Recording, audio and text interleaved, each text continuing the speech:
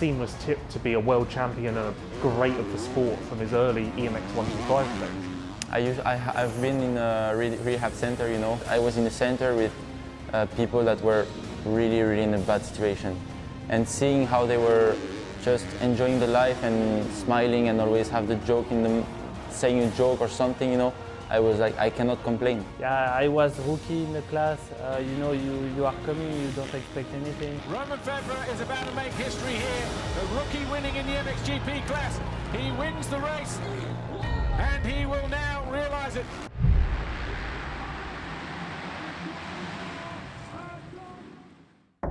I look at you then. Yeah. First of all, then, it's been a great season for you. Obviously, you've hit a very high level again for the first time in quite a while. How does it feel to reach those heights again and just be back to the best version of you? Because it has been a long time. Roman Febvre, big day for him. 8 points separate him and the championship leader, Tim Geiser. Is it going to be?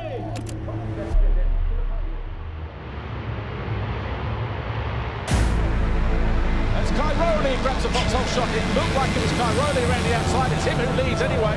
Hurling second, Febvre third, Seawer fourth. Jonas in fifth position. Goes around the outside. Haven't seen that, but not able to make the move stick at the bottom of the hill. Right, is there a pass being lined up here from Febvre? He gets down the inside, and he has made the move.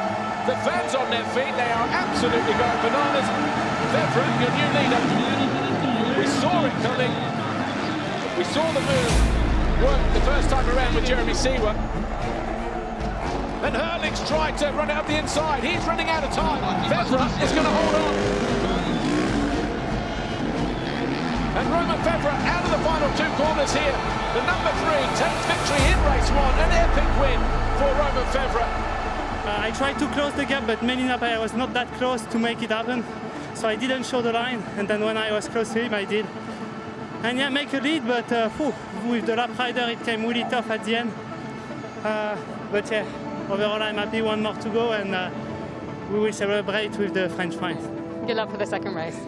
Yeah, I make some mistake this year. Some mistake when I was leading, and let's say I didn't have any rider who put pressure on me on that moment, and then I crash or. And he leads the way. By 2.7 seconds now over Jorge Prado. Hurling's. Roman Febvre throws away the lead. For the second week in succession in the second race, Roman Febvre, Monster Energy Kawasaki, out of the lead and handing the advantage to Jorge Prado. And I make the mistake, so that it's really difficult to understand. It's always possible to make a mistake, but those ones are really difficult. Sometimes I crashed some race that I wanted to do too quick, like the first few laps too quick, and I wasn't maybe on a good position, so I wanted to pass the rider really too fast, and then I make a mistake. So that I can understand, and we can analyze that. But like when I was leading few times I was leading a race and then I crashed by my own. So that's the worst scenario to accept, and also to analyze, because you don't know. Sometimes I cannot explain why exactly I did. Febvre has the biggest gap that he's had for a few laps over Jeffrey Hurlings. For all of these guys, it's now or never. Febvre can't do any more than he's doing. How close? Geiser almost alongside. Can't affect the move there though. Febvre throws away the lead on the final lap. And then there were 3. Jeffrey Hurlings wins race 1 here. Looks back and sees Cairoli there. Geiser third. Febvre, disappointment for him in 4th place. Maybe I'm not so fey, but I'm pretty surprised, honestly. I mean, I always consider this 2015 title as a unique opportunity for him to get the title. Because at that moment so many riders were injured. Roman Febvre is about to make history here. A rookie winning in the MXGP class. He wins the race and he will now realise it. Still, he won the title, so as I said previously, it's in the book. It's there, you want it, you deserve it, of course. But this year, something has changed. And if you see where he is now in the championship, being the rider who have made most of the mistakes on track, it's amazing, because it means that, yeah, he's there and he can fight.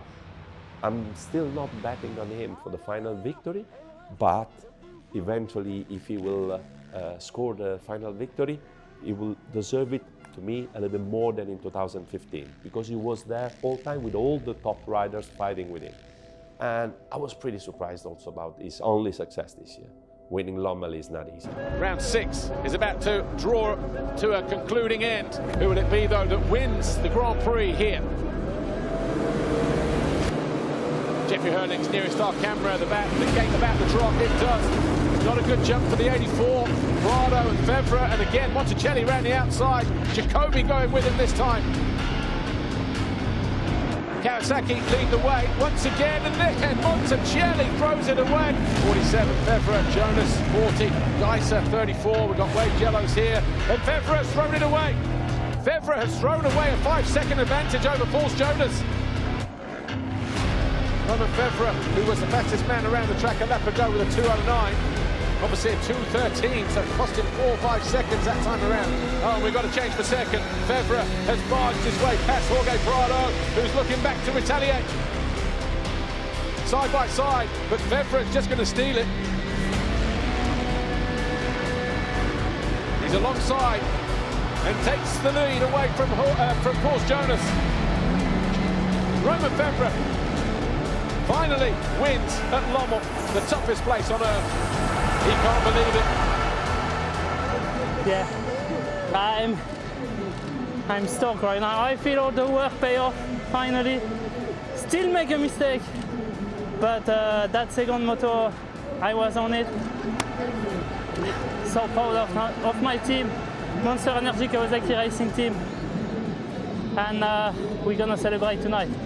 Romain Febvre is maybe at the top of the list of most entertaining riders. But when he is on, he's so exciting to watch because he's so fast, he's got so much raw speed, and definitely isn't afraid to hang it out and leave it all on the track. That saying there effectively sums up his 2021 season so far. He's been the fastest rider in the MXGP class on more than one occasion. At most rounds, you could say. He's led the third most laps at this point, that being the halfway mark. But he's also had some crashes, he's also had some mistakes, and that's cost him, because really, if you look at the positions he's been putting himself in, the speed that he's had, and effectively what he's delivered as a whole thus far this year, he should be leading the World Championship. And at the halfway mark now, with 8 rounds to go, he's only 4 points down, so we're not far from that. We play already some good cards this season, but I still make some mistakes, and which I will try my best to end up the season really good without making mistakes. And I feel clearly that this season can be mine, so I will do everything I can to finalize that.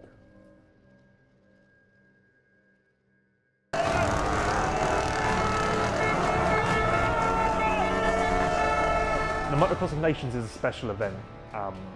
Motocross is an individual sport, much like every other type of racing. Team events don't really factor in, except for one time of the year when the Motocross of Nations, or the Olympics of Motocross, fires up, typically at the end of September, and pits country against country in a unique format that mixes 450s and 250s, Americans against Europeans.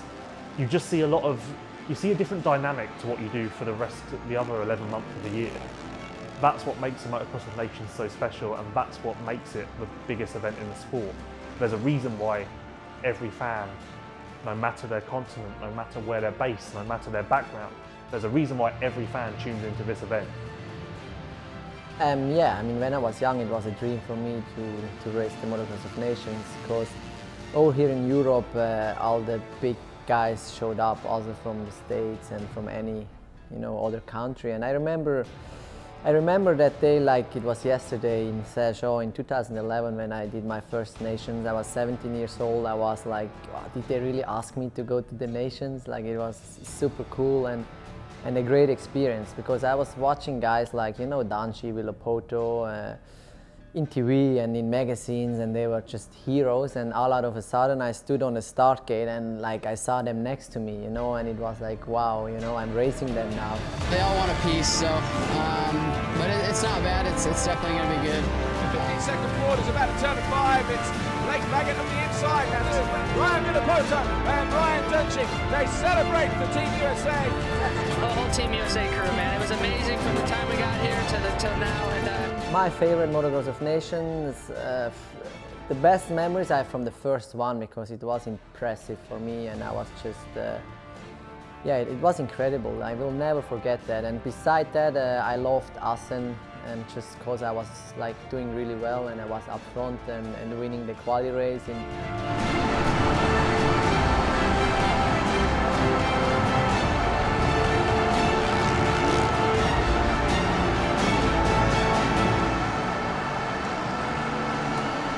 We managed to get the win home, you know, which is amazing, especially like I said on this track. And now pressure is off for Team Switzerland to qualify, I think, I hope so. And now we look for tomorrow, and I'm stoked with that. It's the moustache, it's the moustache. We're going to start with the ballot, and we have on their left-hand side the countries, right-hand side the number of the gate picks, okay? Yeah, it's special. I mean, just when you know, go through your social media and things like that after, even before the race, you know, this is one race where you tend to find everyone watches. It's the GPs, you know, there's 20 in one season, and if someone has a plan to go out with some mates or something, they kind of forget about it. Whereas in Nations, I feel like, you know, even if something's going on, everyone still manages to kind of sit down at one point and catch up and watch this race. So it's one of them where, especially if you come away with a good result, you have yeah, crazy big response from it. As a team member, you know, I'm always proud to represent my country, and obviously the last few years, you know, we are a really strong country. We know that, and always have been something really amazing. Every year I was like surprised, because everyone was saying, oh, this is the best nations, oh, this is the hugest, this is the biggest, this is. But year per year we have seen really some really nice event in Martelli-Bessin, in Majora, in Lommel, in Poichenthal. I have plenty of nice memories about Motocross of Nations. There was a moment where I was considering a little bit less the event compared to the World Championship, but then when you get older, I think it's something that is like you feel more the fact that you are part of a country. So you're not cheering anymore for your favorite rider or for your favorite team, favorite brand, but you're cheering for your nation. And that's something that is completely different from what we are used to have. Britain! Great Britain goes on position 16. This year, yeah, I was the favourite in the team, and, you know, let's say meant to be the stronger member of the three. So it was, I mean, nice to have that feeling. Was amazing. To be selected as that guy was like a privilege for me, but yeah, it comes with a little bit of extra pressure. And Saturday, day one of the MX Nations 2021. Heading out now for warm-up, first session on track. Not really any pressure today. I mean, the pegs for qualifying position were pulled yesterday. Team GB was 16, so not amazing, but not too bad. It can be a lot worse. It's a sacrilege, but a new helmet has to be dropped. Hello everybody, welcome to the 74th edition of the FIM Monster Energy Motocross of Nations. My name's Paul Mailing. I'll be joined by Jason Thomas from Fly Racing for the qualifying races today and the main events tomorrow. The Fly Racing 15-second board goes up. We are getting ready to go racing this qualifying race here, 20 minutes plus 2 laps. Keeping an eye on our guys, but we can see good jump from Ben Watson. And there's Watson, who runs wide through the first turn, uses all of that racetrack, takes Benoit Patrel to the outside, getting their way through the first few corners, and it's Watson who leads on the Yamaha for Great Britain. Absolutely flying start for the Brit. A 29.4 in Cairoli's favour. 29.8, 29.4 in Cairoli's favour, 25.7, and the fastest sector of the race for Cairoli at 24.7. So that gap is coming down all of a sudden. Final turn, this is where the pass is going to happen, maybe end of the straight. Watson knows he's there, can't do anything about it. Tony Cairoli goes through with 2 laps to go. You see just absolutely no fight from Ben there, which I still believe there's some sort of arm pump or some sort of nervousness happening, because you see him, he's already losing the toe here a little bit, and I think he's perfectly happy to bring this home in second place. And Tony Cairoli, a week ago, we didn't even know if he was going to be here. Well, he is, he's arrived, he's won the qualifying race. I'm quite painful around the track, but I could ride very smooth and good lines, and yeah, we take the lead, so it's good for Italy because the gate peak is very important tomorrow. Okay, best of luck for tomorrow. Thanks, Tony. If you're joining us for the first time, it's not such a very warm welcome to Italy. In fact, a very wet one now. We've had rain for the last hour and a half or so. It's gradually picking up as well, but the track is still in very good condition.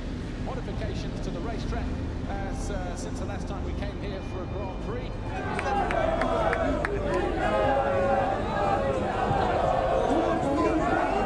So yeah, Sunday, I mean, we came together as a team, and the strategy with the start was not really simple, but you know, you just listen to Mark in that way and kind of go with it as a team and make sure everyone's happy. And Sean, you know, with his injury with the thumb, he decided that he would just go on the outside both motors and give the opportunities to me and Conrad to kind of achieve the best we could and have that opportunity to get a good start and, you know, have that clear track, let's say. So of course, a little nerves, but most of the time it's yeah, it's excitement, and yeah, I'm just looking forward. The 5-second borders turn. We are getting ready to go. MX on 74. The burst into life here in Mantova. It's going to be a very interesting first turn. And Cairoli around the outside, and he and Kodanov both go down. Just what I was fearful of. That first turn, the outsides have not worked throughout the weekend, and they're already paying the price for it. So Cairoli, Team Italy, favourites Glenn Kodanov, the defending champions. Already drama here, going into the first corner in Mantova.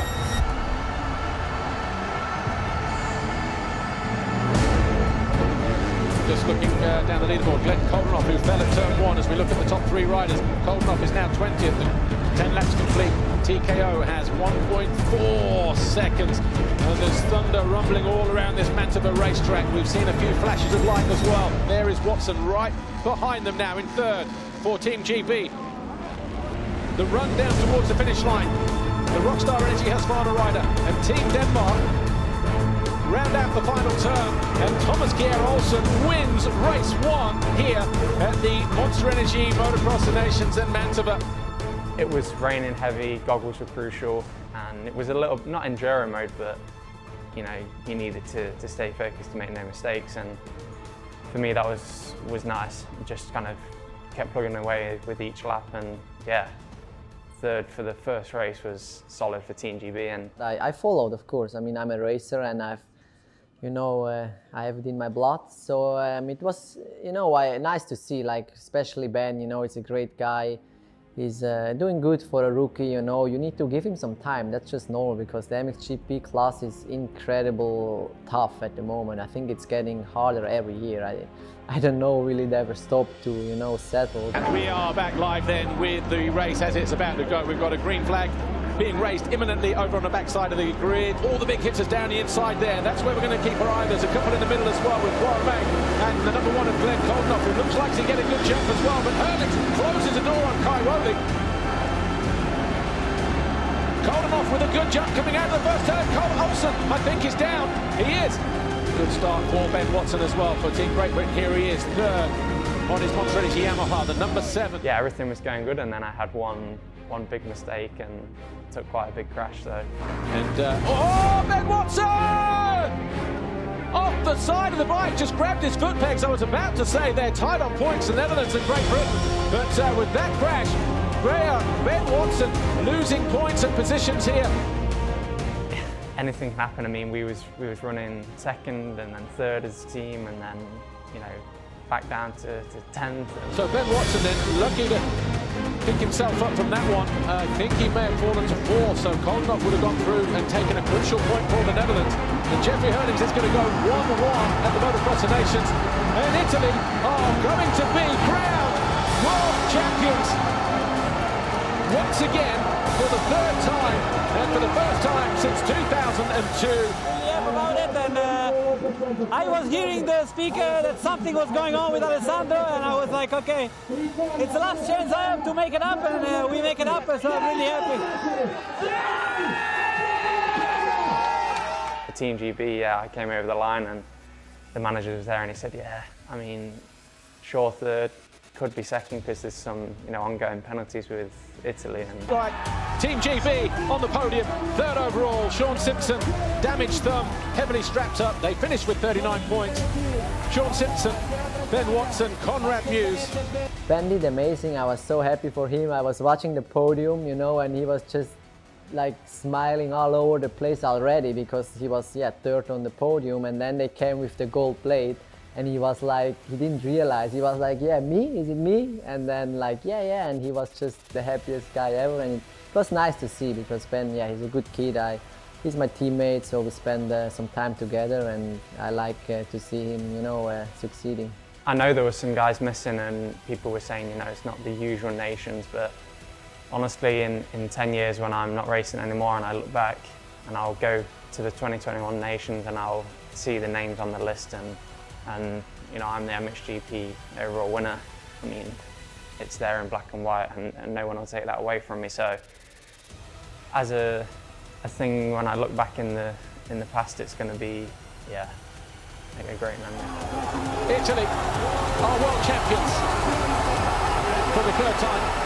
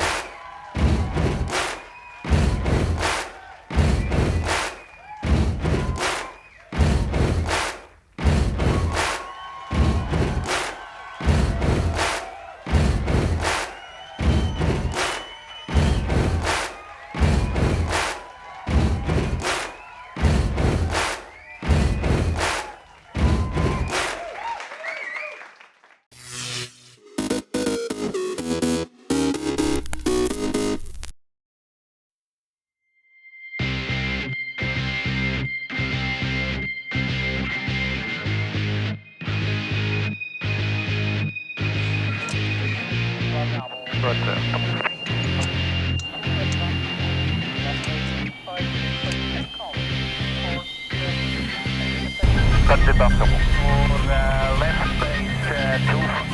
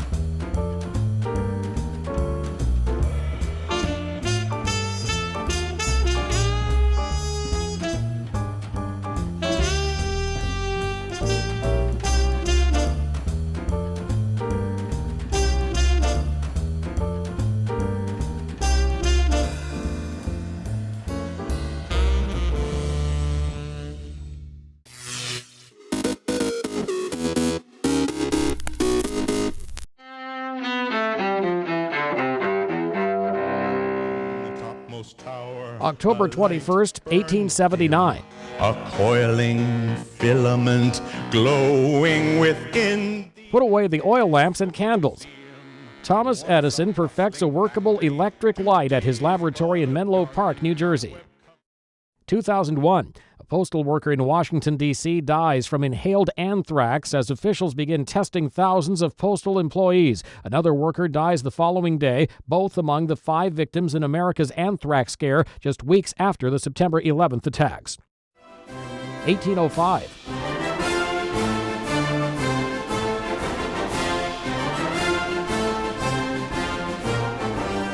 Britain gained supremacy over the seas in the Battle of Trafalgar off the coast of Spain. That's where a British fleet led by Admiral Horatio Nelson defeats a joint French and Spanish fleet. Nelson is killed in the battle, but the victory foils Napoleon's plans to invade Britain. And 1956. Help me, Obi-Wan Kenobi.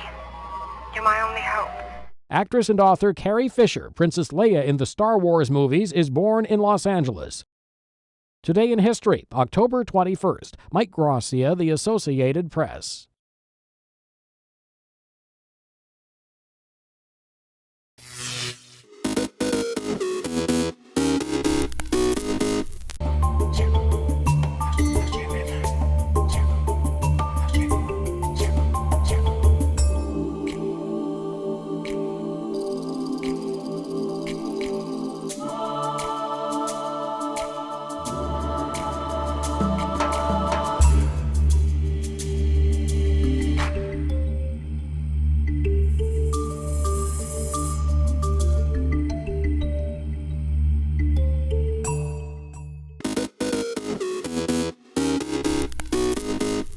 Welcome back in our studio, and in today's news,